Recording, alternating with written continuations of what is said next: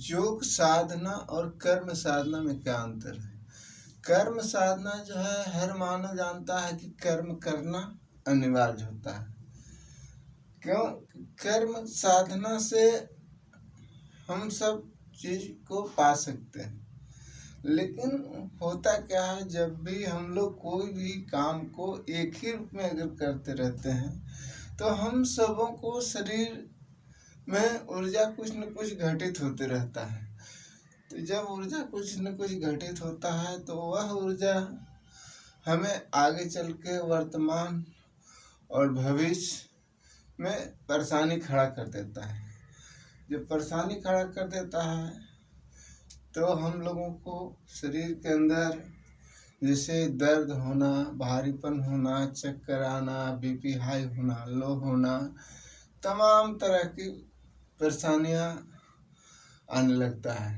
और इन सारी चीज़ों को अगर आपको मेंटेन रखना है, पूरे शरीर को फिट रखना है, तो आपको योग साधना में जाना होगा।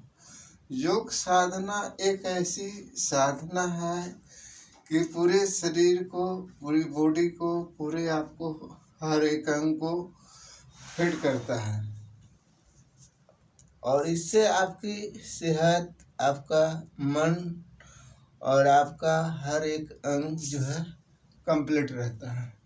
इसलिए आपको कहीं जाने की ज़रूरत नहीं है। आप जहाँ कहीं पर भी हैं, आप वहीं पर आप सुचारू रूप से इसको कर सकते हैं। क्योंकि आपको अगर योग साधना को आप अपनी दिनचर्या में ज़्यादा नहीं तो आधा घंटा, 1 घंटा अगर आप अपना लेते हैं तो आपका वर्तमान, आपका भविष्य दोनों ठीक रहेगा। और सबसे बड़ी चीज़ है कि स्वास्थ्य ही मूलधन है। जिसका स्वास्थ्य सही है उसका हर चीज़ ठीक है, और नहीं तो भैया जिसका स्वास्थ्य अगर गया तो हर चीज़ गया। क्योंकि स्वास्थ्य अगर आपका सही नहीं है तो आप अपने सारे धन दौलत, समय, सारे चीज़ नष्ट हो जाएंगे। इसलिए अपने स्वास्थ्य को अगर आपको बनाए रखना है तो योग साधना को अपनाना बहुत ज़रूरी है। अगर आप अपने दिनचर्या में योग साधना को अपना लेते हैं तो आपको कहीं किसी तरह की कोई दिक्कत नहीं आएगा। वर्तमान और भविष्य दोनों ठीक रहेगा। जिसका वर्तमान और भविष्य ठीक रहता है तो उसका हर चीज़ ठीक चलते रहता है। और आप अपने जीवन को एक जीने की एक ऐसी कला है कि आप आनंदित, खुशमय जीवन बिता सकते। और कोई आपको कठिन संघर्ष नहीं, जो आपको अच्छा लगे उसी चीज़ को करो, लेकिन करो। और आपको इस चीज़ को अगर आप अपने जीवन में उतारते हैं, करते हैं, तो आपका शरीर का हर एक अंग बिल्कुल फिट रहेगा। आदमी कहते हैं कि दर्द होना, भारीपन होना, चक्कर आना, बीपी हाई होना, लो होना, तब गैस बनना, ये सारी परेशानियां आने का कारण क्या है कि दिन के बाद रात, रात के बाद दिन के बाद रात होता है। उसी तरीक़ा से ठंडी के बाद गर्मी, गर्मी के बाद बरसात। तो उसी तरीक़ा से हम सबों को शरीर में ये उपद्रव पैदा होते रहता है। जैसे वात, पित्त, कफ, ये जो है आपका मेंटेन अगर है तो आप स्वस्थ हैं। अगर इसमें उतार चढ़ाव होगा तो कुछ न कुछ परेशानियां आना चालू हो जाता है। और इन्हीं चीज़ों को आपको कंट्रोल करने के लिए आपको योग को सहारा लेना होगा। अगर आप योग को अपने जीवन में अपनाते हैं करते हैं तो आपको कोई दिक्कत नहीं आएगा। अगर आप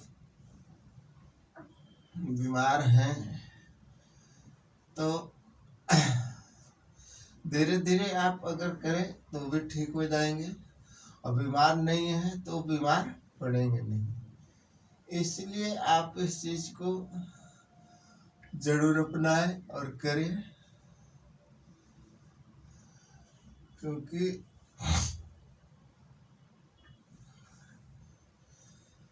इन सारे चीजों को अगर आप करके आप स्वस्थ हैं तो आपका सारा चीज ठीक है।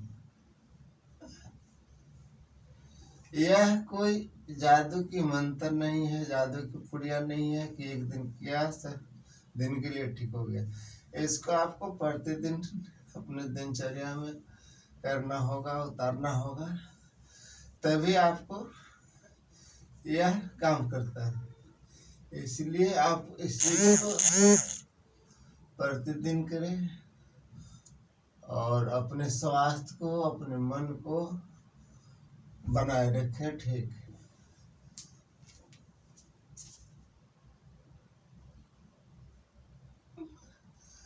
जितनी प्रक्रिया दिखा रहा हूँ ये कोई बहुत कठिन नहीं है, काम कोई भी कठिन नहीं होता है, काम सारा करने वालों के ऊपर डिपेंड करता है। सब काम आसान होता है, लेकिन जो करना चाहेगा वही तो, जो करना चाहेगा तो उससे क्या होगा। इसलिए संघर्ष ही जीवन है, संघर्ष में ही सब कुछ है। इसलिए अपने जीवन को सुखमय और सुचारू रूप से चलाने के लिए जो है योग को सहारा जरूर ले।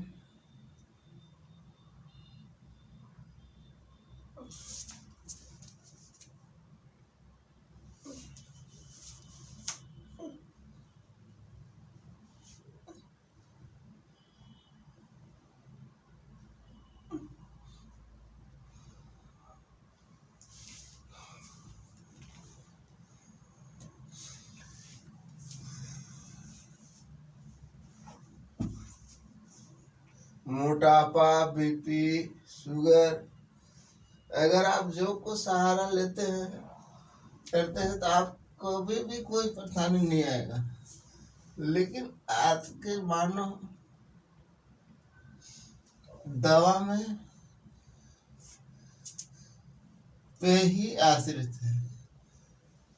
अब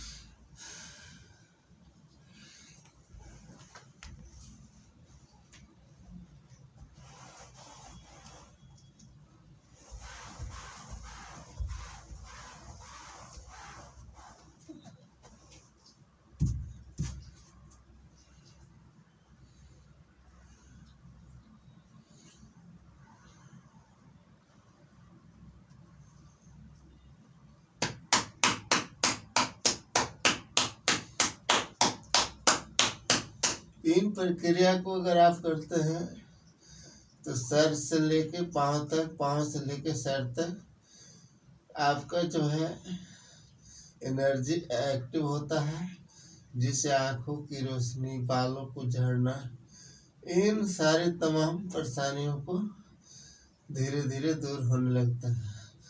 और ताली जो बजाने का जो है मूल प्रक्रिया, आपकी एक ऊर्जा एक्टिव होता है।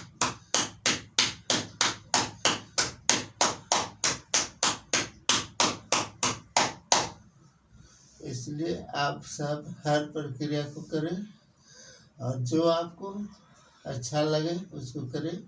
काम ऐसे कोई कठिन नहीं होता है, सब काम आसान होता है। जब आप करने लगेंगे तो